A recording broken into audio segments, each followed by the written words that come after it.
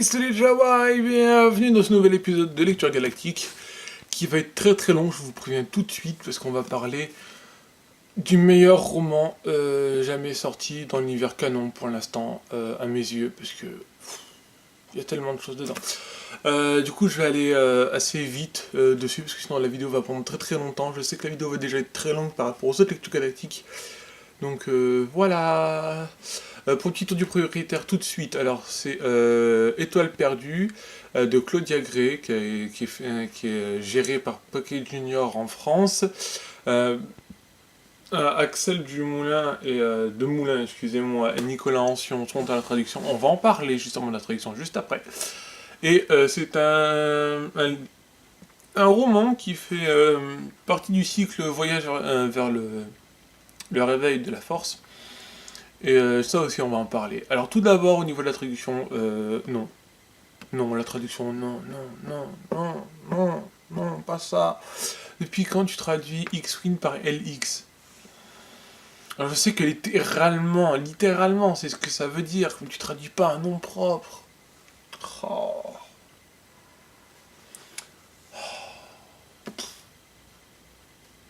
Non, faut pas. Non, tu traduis pas un nom propre.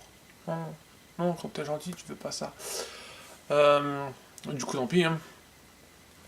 Ça, c'est le gros problème avec la traduction, c'est qu'il y a tous les noms des vaisseaux sont quasiment traduits. Faut pas faire ça, faut pas faire ça. Ensuite, au niveau du fait que ça fasse partie du cycle Voyage vers le réveil de la force, c'est bof, parce que ça commence pendant ou après 3, je sais pas trop. Non, c'est après 3. C'est quand juste vraiment entre 3 et 4. Et ça se termine juste après le 6.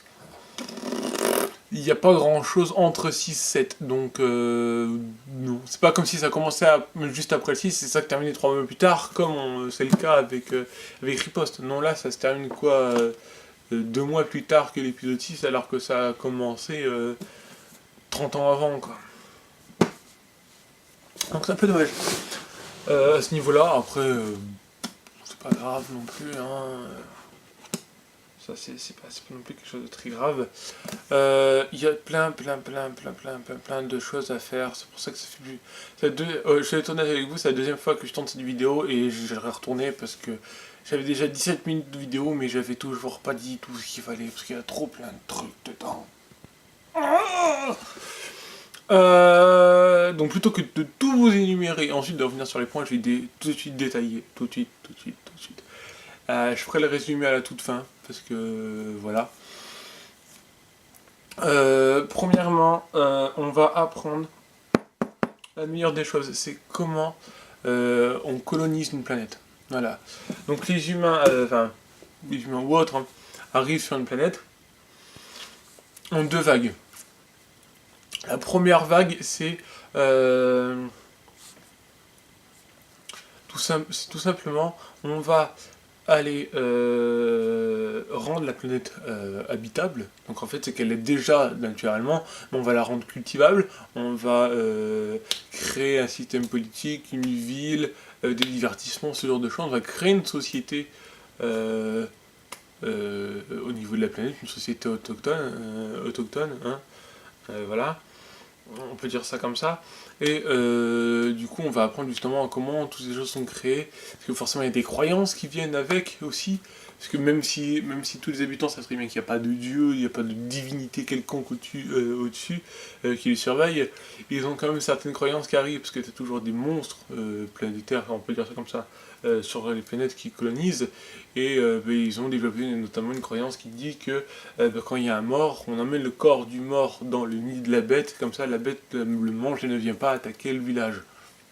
Voilà, c'est ce genre de croyance-là. Maintenant, il n'y a aucun moment ils disent oui, c'est le dieu de la montagne ou de la forêt, gna gna gna. Non, du tout. C'est ce genre de croyances qui font rappeler que l'humain a toujours besoin de croire en quelque chose de plus fort et de plus haut pour pouvoir expliquer les phénomènes qu'il ne peut pas expliquer scientifiquement. C'est quelque chose qui est rappelé avec ça. Deuxièmement, on va suivre deux personnes. Ces deux personnes sont Cynari, une fille de la première vague, donc la vague qui rend la planète vivable et cultivable. Et on a Taikan Ren qui vient de la Tan Kairel, excusez-moi, qui vient de la deuxième vague. Deuxième vague qui, elle, apporte toute la technologie, ce genre de choses. Et justement, ils vont se rencontrer, s'apprécier, et on va les voir se suivre, se lier d'amitié, grandir ensemble, et par la suite faire leur vie ensemble, avec tout, avec le déroulement dans les différents chapitres de tout leur passage de leur vie, c'est-à-dire qu'ils vont grandir ensemble, découvrir le corps de l'autre ensemble, l'attirance, les sentiments, le passage à l'acte de chair, tout ça on va le vivre avec eux, et on va avoir à chaque fois plusieurs chapitres sur tous les actes, quels qu'ils soient. Même leur nuit passée ensemble sous les draps, nuit l'un contre l'autre, ça fait plusieurs chapitres aussi. Donc voilà. Alors attention, on n'a pas non plus de détails ultra précis sur ce qui se passe, mais c'est dit de façon claire et précise. Voilà, ils l'ont fait cette nuit-là, basta. Mais alors on n'a pas de détails graves. C'est mon téléphone, si vous l'avez entendu, c'est pas grave. Je peux refaire la vidéo. Non, je me fais plaisir sur celle-là, je fais pas de cut ni rien. Vraiment, je me fais plaisir. Parce que c'est un livre qui vraiment m'a fait renouer avec la lecture réellement, même si le premier roman que j'ai lu c'était Riposte, celui-ci, qui est là, Étoile perdue, je l'ai lu, mais alors je l'ai dévoré carrément.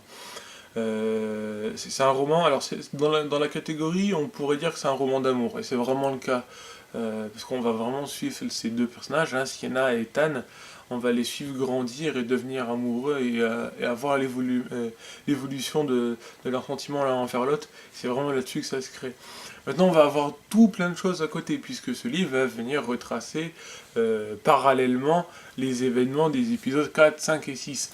C'est vraiment très intéressant, parce que on va voir de l'intérieur de l'Empire comment ces événements sont vécus pour des personnes totalement lambda dans l'Empire, des simples soldats, ce genre de choses. Du coup, c'est très intéressant. Déjà, on va avoir un deuxième point qui est très important. C'est comment l'Empire arrive sur une planète pour dire « Bon, elle a annexé un empire, maintenant on va vous sauver ». Ce qui est totalement faux, on l'apprend dans le bouquin que, comme par hasard, une fois que l'Empire est arrivé, la planète est sur le déclin. Tout de suite, ça part dans le déclin, ça vit plus comme avant. Là où avant la planète était saine, elle était respirable, elle était vivable tranquillement, on apprend que quelques années plus tard, une fois que l'Empire a débarqué, t'as un nuage de pollution qui traîne sur le sol, et du coup tu ne vois plus jamais le sol puisque t'as un brouillard permanent. Voilà, la pollution est là, et elle est costaud. Donc c'est ce genre de choses qu'on apprend qui est très intéressant du coup, parce que on a quand même Tarkin qui débarque, qui fait son discours de propagande pour dire que non, c'est trop bien l'Empire, vous allez être contents, et finalement c'est de la merde. On a ni plus ni moins aussi que tout un passage sur les cours dans l'Académie impériale. De A à Z, on a tout ça. C'est vraiment très intéressant de pouvoir suivre toute cette évolution. Qu'est-ce qu'on a Non, on n'a pas grand chose d'autre, je vais pas épiloguer là-dessus, je vais pas trop rentrer dans le détail sur le côté de tout ce qui est l'école impériale. Par contre, il y a un quatrième point qui est aussi très intéressant à noter et à prendre en compte. C'est qu'on va revivre les différents événements des épisodes 4 à 6, notamment un qui est marquant, c'est celle de l'explosion de la planète Alderaan. D'ailleurs, traduit Laurent, merci, j'aime pas ce nom. Et justement, on apprend qu'au sein de l'Empire, il y a des personnes qui viennent d'Alderaan. Voilà. Du tout, ils viennent d'Alderaan, ils ont voulu prendre l'école impériale pour devenir pilote, ce genre de choses. Et sauf que si tous les soldats qui étaient dans l'étoile de la mort à ce moment-là, ou dans les vaisseaux autour, étaient obligés de regarder Alderaan se faire exploser. Et l'Empire savait très bien qu'il y avait des gens d'Alderaan sur l'étoile noire. Et si jamais le soldat nous avions la connaissance et que nous suivions de près ou de loin, puisque c'est l'un des amis de Tan et Sienna, on savait donc que c'est un Aldéranien, on savait qu'il regardait cette scène, mais on sait aussi que s'il se met à pleurer, ne serait-ce que par condoléance, par rapport à tout son peuple qui vient de mourir et toute sa planète qui vient de mourir, il a plus de planète, il a plus de maison, il a plus rien, il a tout perdu juste parce que l'Empire a décidé d'exploser la planète comme ça pour faire un exemple. Et bien si jamais il pleure, il sera considéré comme traître et exécuté sur le champ. Voilà, ça c'est fait. Ça montre à quel point l'Empire est horrible. Voilà. Ça montre ce genre de choses et c'est vraiment très émouvant à lire. Je suis pas non plus quelqu'un qui est très expressif au niveau de ses sentiments, mais je suis pas non plus quelqu'un qui se fait facilement avoir des sentiments euh, par un livre ou une BD, ou même un film ou quoi, mais c'est vrai que là j'ai pas pu m'empêcher de me dire merde, ça fait mal. J'ai pas pu m'empêcher de me dire, c'est là qui est quand même très intéressant, c'est quand même rare qu'un livre ou quoi arrive à te dire, à te mettre mal à l'aise au moins. Pas forcément t'arracher une larme ou quoi, mais te mettre mal à l'aise. Et du coup, c'est un très bon point pour un livre d'arriver à donner ce genre de choses, à te donner des émotions, ne serait-ce que le rire, c'est très bon. Euh, c'est vraiment quelque chose à noter, qu'à apprécier.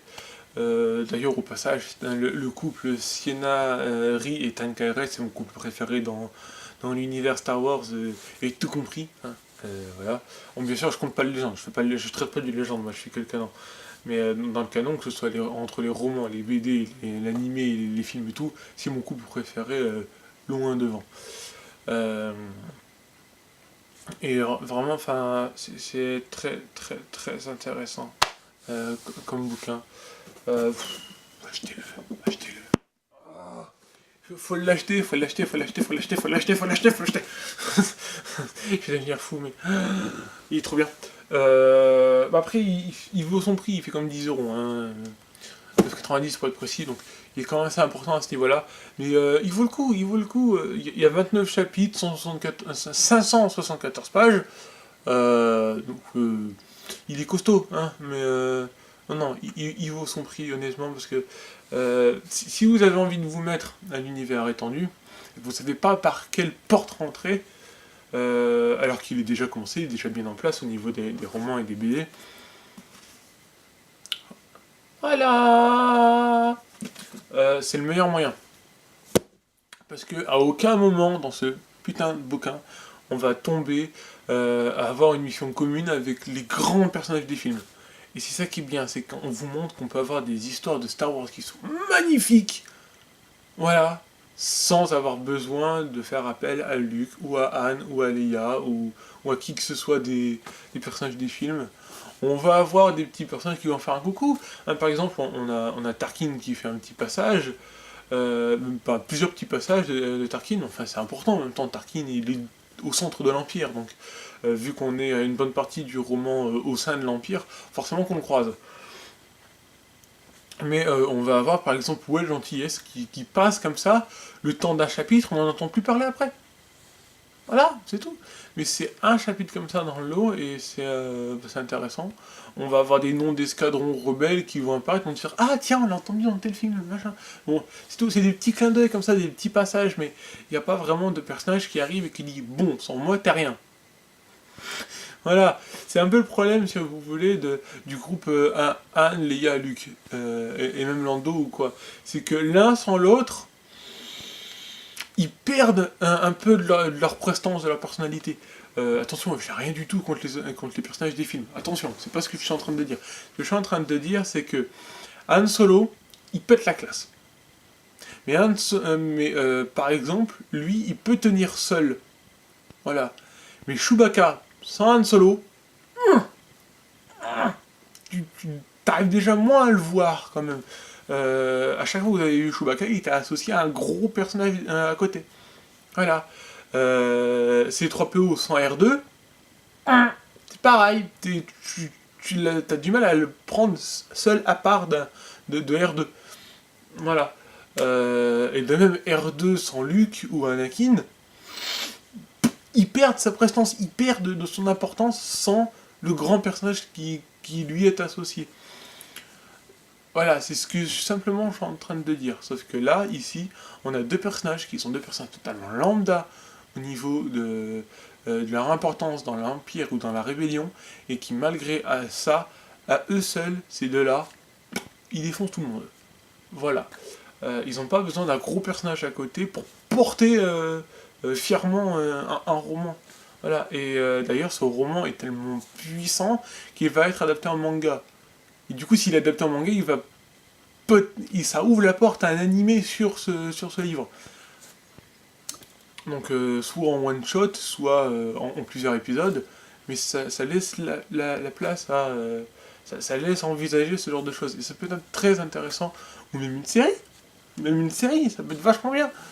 Donc voilà, c'est ce genre de petits détails qui est vraiment très appréciable dans ce genre d'œuvre, et qui vous montre qu'on n'a pas besoin de gros personnages pour porter l'histoire, que ça peut être fantastique malgré tout.